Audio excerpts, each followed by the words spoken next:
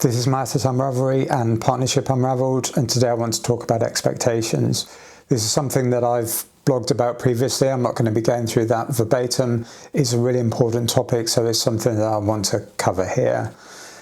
Having bad expectations going into a partnership, and by that I mean from what you invest, what are you expecting to get out, and the time frame in which you're doing that, means that you're not going to be planning properly in terms of the work that you need to do from your side, how you need to build a relationship with the partner that you're working with, and how quickly you're going to see a return on that.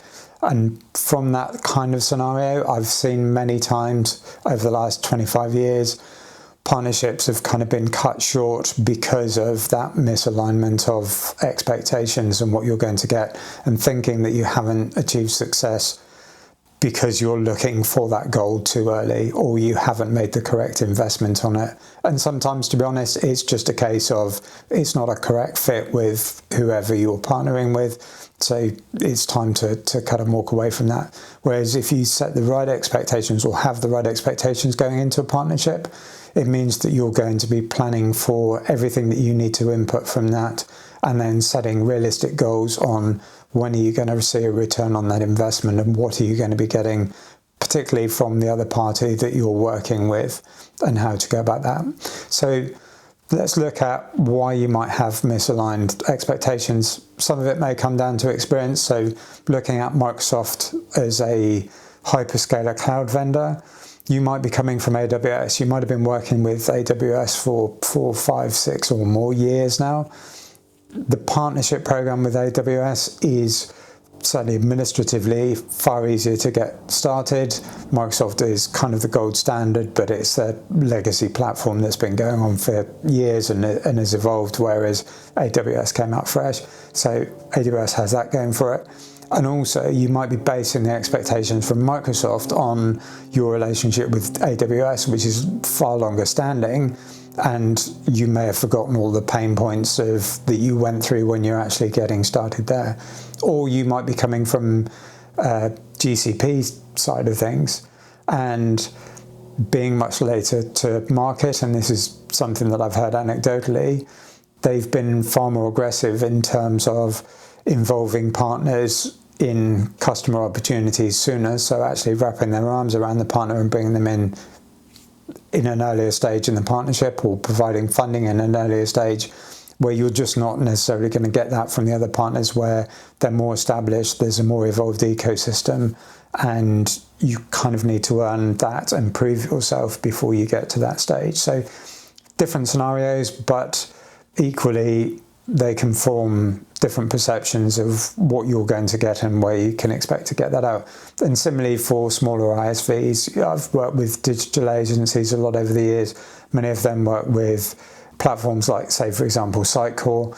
I can't remember exactly what they're called now, but if you're working with that kind of vendor, which is much smaller, they have a smaller ecosystem, there's going to be a better engagement. And this might be the same across data providers as well. If you're working with a Databricks, Informatica, or whoever, you might have a stronger relationship with there, and then set that expectations when you're going in with Microsoft.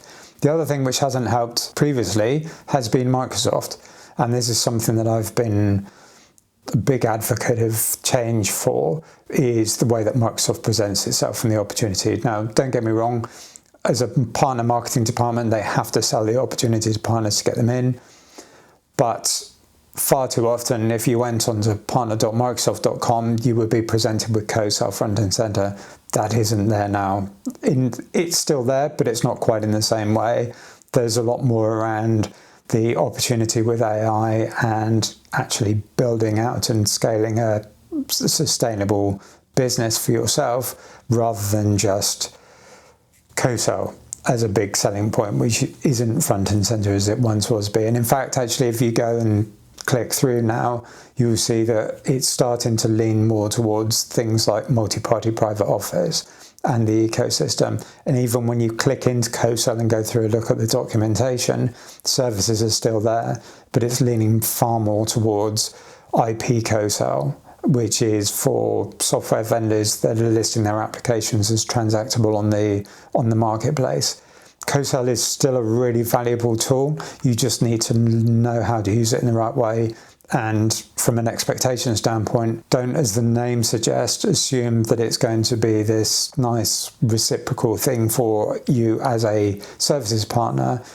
There's ways that you can manage that and start to flag it, and you can use it to start to engage with people within Microsoft, but you need to do it in the right way. And there is an element of finding the right people within the vendor, because as much as we have all these systems and procedures, it is still very much a people business in terms of what you give and get from that. You need to understand that you need to build a sustainable business. The vendor is there to support you in doing that. There's tools available. There's third parties that can help you go through the planning and build up that. Certainly as the Microsoft partner team has shrunk. If you look on LinkedIn now, you'll see it's got a far smaller footprint than it used to have. But there are a lot of self-service tools, and you just need to understand how to go through the processes.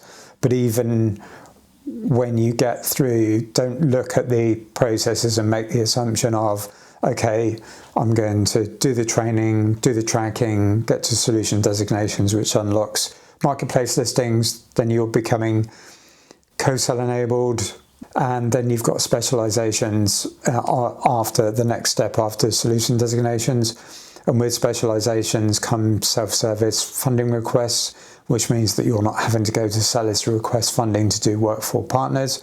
And this is one of the primary mechanisms now, I believe, in which Microsoft is going to be judging the success of the partners and what they're doing. So that's certainly something that I would be looking at as a partner, is how do I get to that stage and what do I do there? But fundamentally, the whole thing is built on a sound practice and a sound business.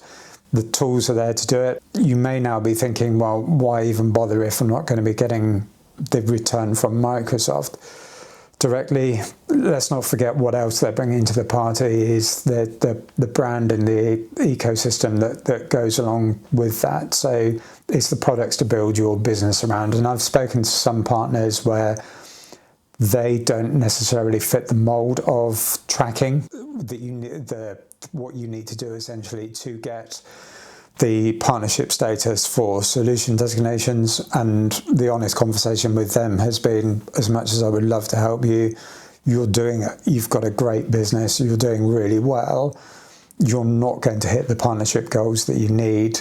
So this is how you make the most of it. If things change, come back to me and we can work on getting you through the official processes.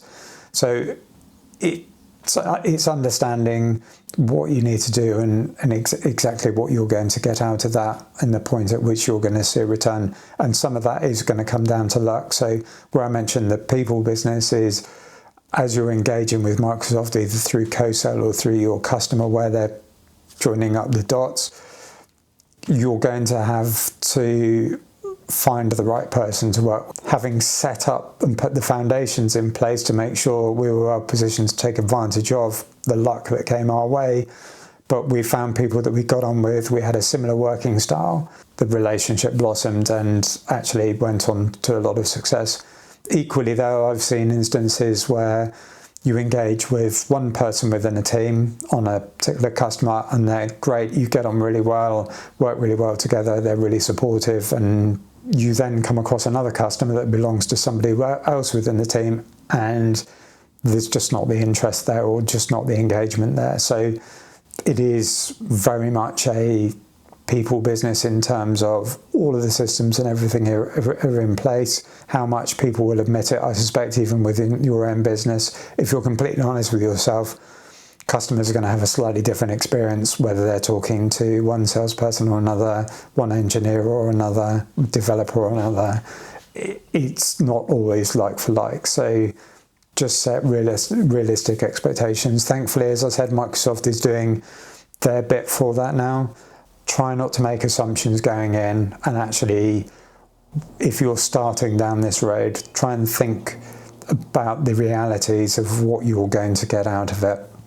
and also the time frames that you're going to do there, because otherwise, even internally, you're going to look like you're coming up short, where it's just the case that you don't have necessarily the time allocated to it. And also it helps to plan resources accordingly, so you don't want to front load it when necessarily you need potentially start out with a smaller footprint and then build towards a bigger team as and when you become more successful and put more people behind that. So all of this comes back down to what are the expectations that you've got going in, and just challenge any assumptions that you're making to make sure that you're being realistic about what you're going to get out of it. So that's pretty much it. There's obviously a lot more depth on the different elements of this. If there's certain things you'd like me to cover, then by all means let me know. Otherwise, thanks for watching, and hopefully see you on the next one.